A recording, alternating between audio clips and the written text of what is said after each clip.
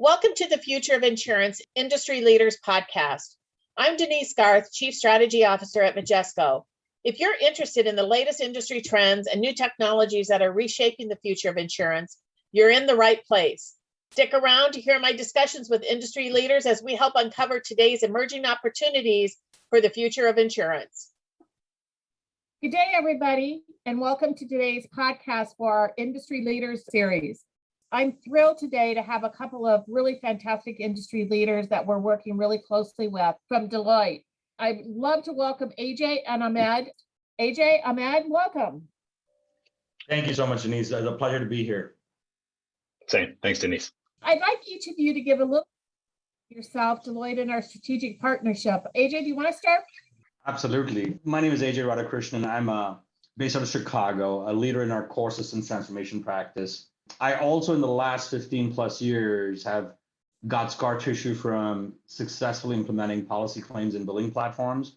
So that informs the lens which I apply to how can we best alleviate outcomes for our clients moving forward. A little bit about our partnership with Majesco. Majesco is a very important partnership for Deloitte and insurance. This decade-long partnership has really resulted in a significant group of practitioners being dedicated to Majesco delivery efforts. More importantly, we look to scale this partnership in the coming years as we deliver value into both Majesco and Deloitte clients.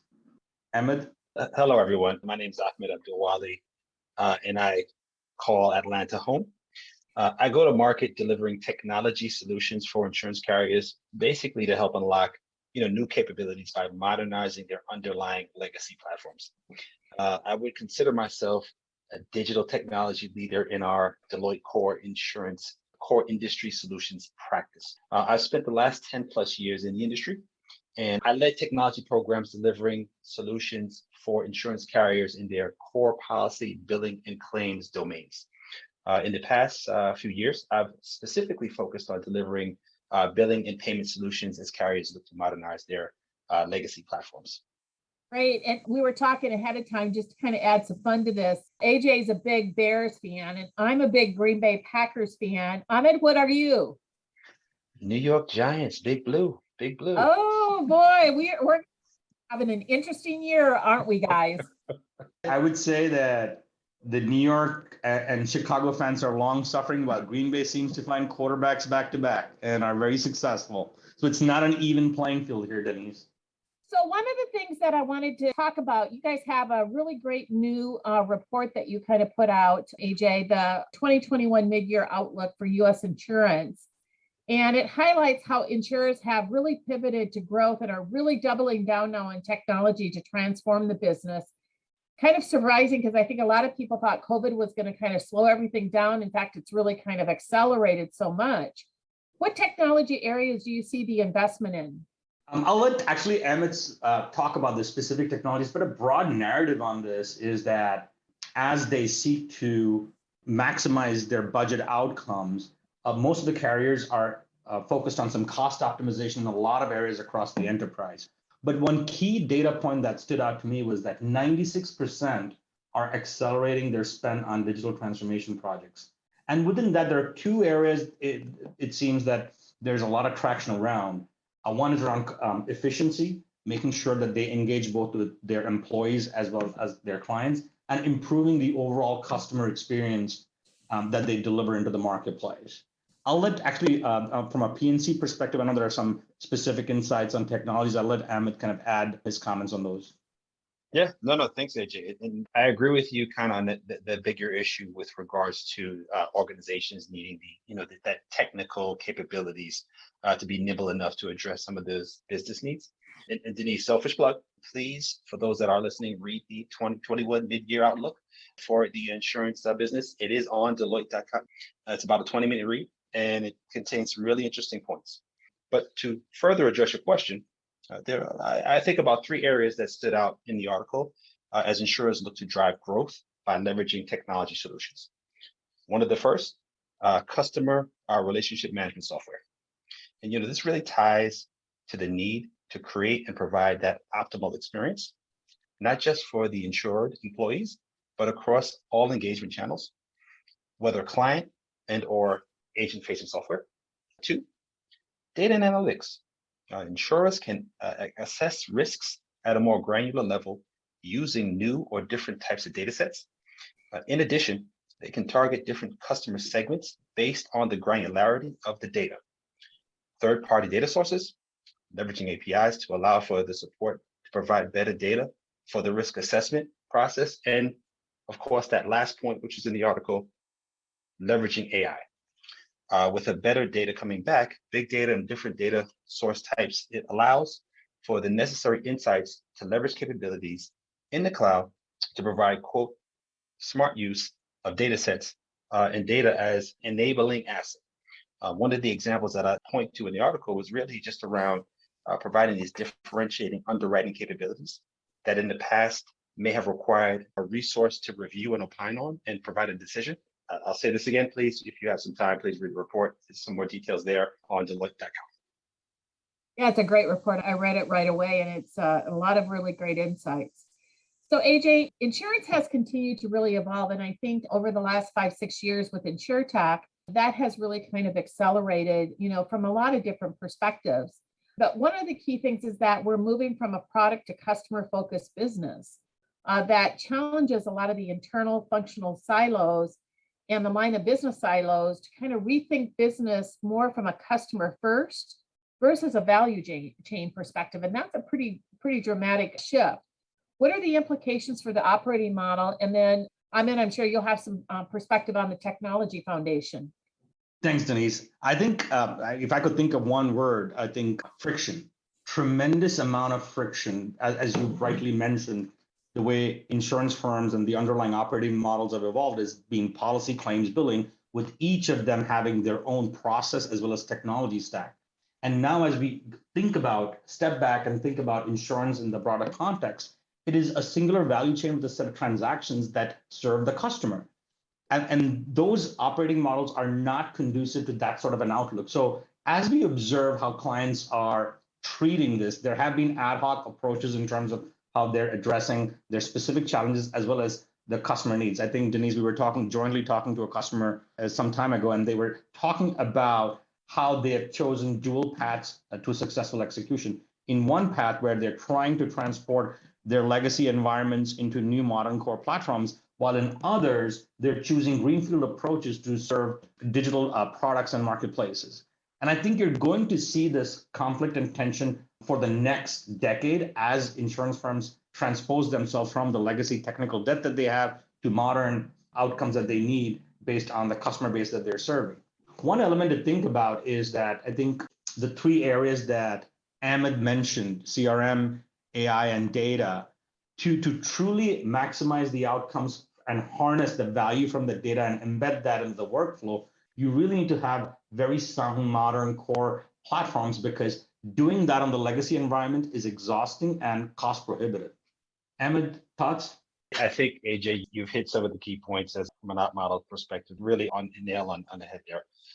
If I think about from a technology perspective, one of the things that when we have conversations with some of the clients we work with, and we look at what is required to enable these experiences that they want to provide their customer base, we've got to really take almost a strategic look into their technical architecture, the tech stack, and by layer, be precise with what types of technology capabilities we want to enable in order to provide that optimal experience, right? And so I highlighted 3 areas around CRM, data, and AI. And if we think about the layers of the tech stack that they're touching, in theory, if it's the core application, it's the front end engagement, back end systems of record, we can, in theory, be touching all 3 at the same time. And so really being strategic with our approach, strategic with where we want to invest our time, and what value is going to be added to the customer that we're working with is really the focus that we need to have when we think about how to solve this particular challenge. And you're right, AJ, in that conversation we were having with a joint customer, we were really talking about how billing now is no longer that back office function, but it's more on the front office.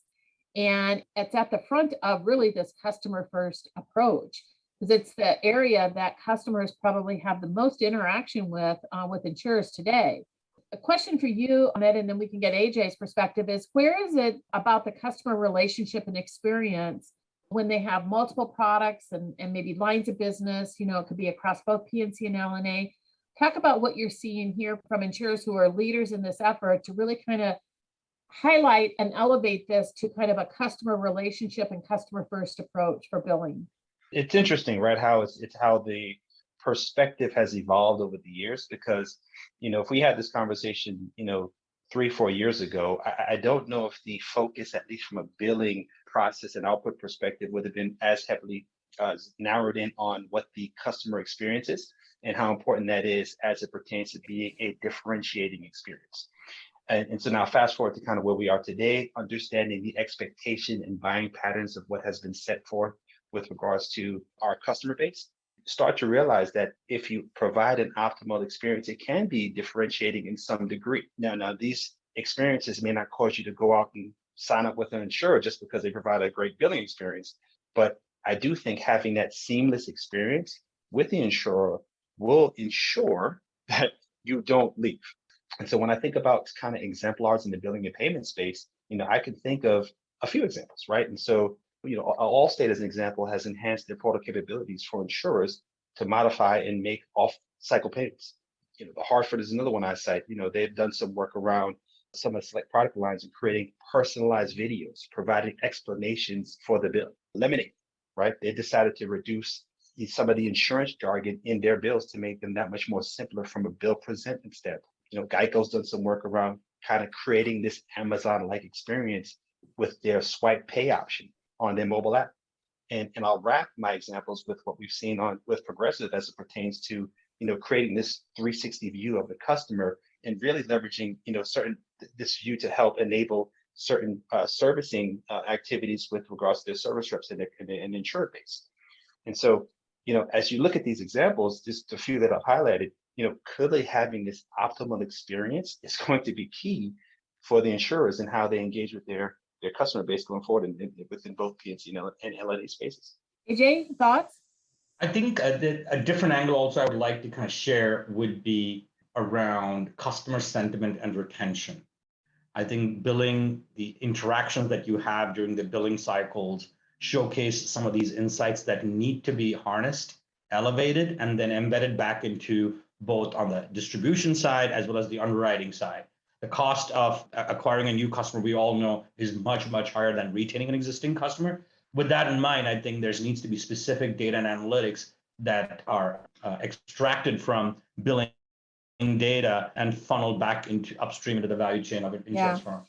And one of the real challenges, I think, in that operational model to really drive efficiency, let alone effectiveness and the ability to deal with some of the innovation today around billing, is that many insurers still have legacy core. Some, 10, 20 years old for billing, but even those that may be implemented in the last 10 years, it's in an on-prem perspective.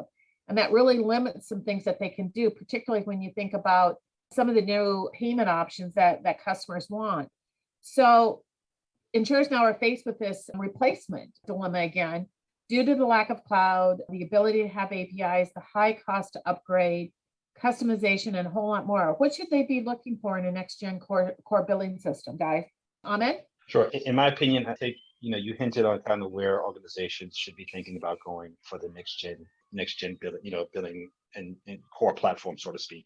I think the challenge that these organizations have is just thinking about this transition to cloud and really that being a focus for the foreseeable future, right? And we can talk about different organizations and kind of the way they think about that transformation, what types of capabilities they would think about transitioning into the cloud. But I do think that it'll be a headline for the foreseeable futures. As organizations are in the middle of kind of thinking about what is truly required to make that transition, what types of capabilities they think that should be deployed in the cloud, as I mentioned earlier, and how they think that these cloud capabilities will allow them to leverage other areas of their business, right? And so you look at the areas that we highlighted previously around, leveraging data, leveraging AI capabilities. And I think about the biggest thing that I can see insurers looking at those areas and trying to figure out, okay, what do I need to do with my current data set? What do I need to do with how I'm currently leveraging data? So you look at what capabilities should be deployed in the cloud and how these cloud capabilities allow allow for leverage to leverage other areas of the business. And some of the things that you look at is, okay, from a data and AI perspective, what and how can we take our existing content and migrate that content into the cloud and leverage that content in an effort to improve our, whether it's business earning, business process, business capabilities, things of that nature. Again, a business first mindset to help enable and obviously generate more income for the organization. What that also entails is that there will be an operating model impact.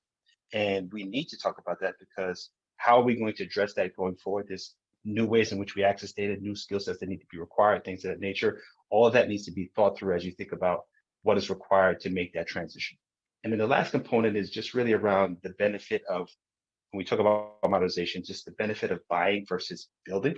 And you're getting to, a future facing product out of the gate that has all the unique pipes and hook-ins from a technology standpoint to get you everything that your organization needs digitally. And we talk about APIs and different data sets that we need to access. And the last thing I think about is the additional benefits from a technology standpoint, that the technology will no longer be perceived as a bottleneck to enable the business. And the reason why I call that out is, we work with a lot of insurers that this is the fight between business and technology on a day-to-day basis, right? And so the business wants to enable certain capabilities, but those capabilities can't be unlocked because of some of the limitations of their legacy platforms. And so now that we think about elevating into the cloud, it puts the organization into a different type of mindset, because now business and technology will be working a little bit more seamlessly in terms of trying to provide capabilities to enable the organization. And then as we kind of think about over the next probably, 2 to 5 years, 2 to 3 years, what are the next technology trends that insurers should be considering or experimenting or investing in to stay on that leading edge as it relates to billing and payments? Ahmed? When you say next leading edge, I kind of laugh, right, when I hear that. We don't necessarily typically think about the industry as leading edge as it pertains to technology. But what I will say is, I do see a few trends that we need to kind of continue to focus on, right? First is, I referenced earlier in terms of carriers looking at their technology infrastructure and being surgical and tactical on how, where, and when to modernize off of legacy. I think that'll continue, and obviously transition to some sort of cloud-based platform. I think secondly, insurers, techs, and fintechs as complements to accelerate business processes. I think that'll also be key going forward. And I highlighted some of the examples earlier in our conversation around what the Hartford did, right? And so they've integrated with a company called Adomo, right, to help build that capability, right? And so I go back to what I mentioned earlier about buy versus build, right? So if there's a capability that we want to enable, is it easier for us to buy that capability and leverage something that's already built off the shelf versus trying to recreate the wheel in-house and having all of the challenges around maintaining that, right? And so these are the types of things that I look at from a next generation, next technology trend perspective that I see insurers kind of focusing their attention on for the foreseeable future. Ajay, what about you? I think Ahmed nailed it. I think I would change the way you shaped the question, rather than them needing to be at the leading edge on certain trends or developing it themselves. They need to have that ecosystem of partners, display agility in how and when they use these partners so that they don't have to do it all themselves, but also define permanence in a certain extent. Insurance companies think of their technology implementations and other investments in 20-year cycles, right? 15, 20-year cycles, that it stays the same. That will not be the case moving forward. So they have to have that Lego block stack platform providers that they access, use, and potentially let go once a better alternative emerges. Kind of tying into that then, I'll start with you, Ajay. Where do you see the future of the P&C industry in the next 3 years as kind of the future? What really is going to stand out? In terms of personal lines, I think carriers should consider how to alter products and platforms to reach demographic segments such as millennials and Generation Z. Focus on digital marketing, personalizing messaging, and do-it-yourself service. I think that's important because that drives better economic outcomes into the process. Commercial lines, there's an opportunity for insurance to mend fences, given that business interruption policies did not cover most pandemic-related losses. The small business segment seems particularly prime for disruption, especially with the potential rise of partnership models with online retailers, manufacturers, and other insurance parties, non-insurance parties. I mean, I think I don't know if it was with you, Denise, that I was discussing. I was just refinancing my mortgage with a firm, and which is typically done my refis for the last 10 plus years. And once I submitted all my information, within the next 15 days, their insurance person called me. I never knew that they had an insurance arm, but they had all my data. They leveraged that to say, hey, we think we can get you a better value on insurance. Though I wasn't necessarily interested in that product, I was very impressed that they had extended their services to adopt that, because I was already sharing information with them that was very relevant for them to underwrite me policies. Of course, they were a broker and they had a roster of carriers supporting them, but I thought that was a very good example in terms of how operating models will move forward and how insurance firms need to adapt to enable that effectively. Absolutely. Ahmed, how about you? I think it's interesting, right? AJ's example really resonates with me. I too, recently, purchased a home a couple of years ago, and to get a call from a life insurance carrier and they know me says a lot about the relationship that the organization that I helped close my mortgage, locked in my insurance, as well as the life insurance carrier, were able to sit down at the table, sit down and share information about me. I think that customization of experience, again, this kind of highlights some things that AJ talked about in terms of where we need to take the industry going forward.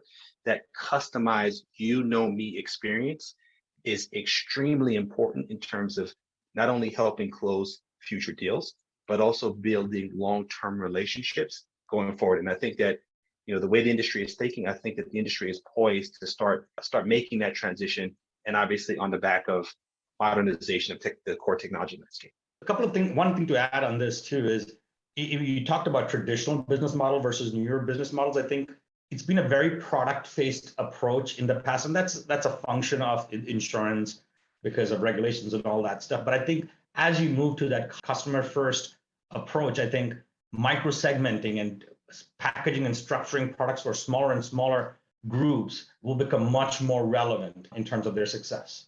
Yeah, I couldn't agree with you more. So I like to end my podcast with this fun question. If you could pick one word to describe the future of insurance, what would it be and why? Ahmed, I'm going to go with you first. So Denise, I have the cheat code because we spoke about this many times, but I'm going to say the insurance industry is excellent. I say that from a few standpoints. I think that there is an exerted push to, obviously from a technology modernization perspective, which I think is great. There's a push to also attract the youth. And why that's important is because not only are they going to be the new buyers of insurance, but they're also going to be a part of the workforce. And so I look at that as being a cool, sexy thing. And that's my 2 cents for today. And AJ, can you top that one? I'm not sure I can, but I would say seamless. I think we've spoken about this. I believe in insurance. I think it is the foundation of modern civilization in a certain sense, as my colleague Britt Van Dalen states. And to that end, we need to figure out a way of supporting all these new business models, operating models, and products coming out of the marketplace. And I think we have to do it in a seamless manner. And I think the insurance company always is slower to react to the trends in the marketplace, but the momentum that is being generated in the environment hopefully will spur innovation as well as more seamless interaction with their customers as well as intermediaries. Really great point. Well, thank you both very much for the conversation. We've got a lot going on. We've got a round table that we're going to have some really interesting conversations going on between a startup and an incumbent, and the opportunities and challenges for both, with some, insights that we'll be creating together. It's been a wonderful partnership. And I think that much of the conversations that we're having in the industry jointly together is really bringing to the forefront this whole focus on customer first.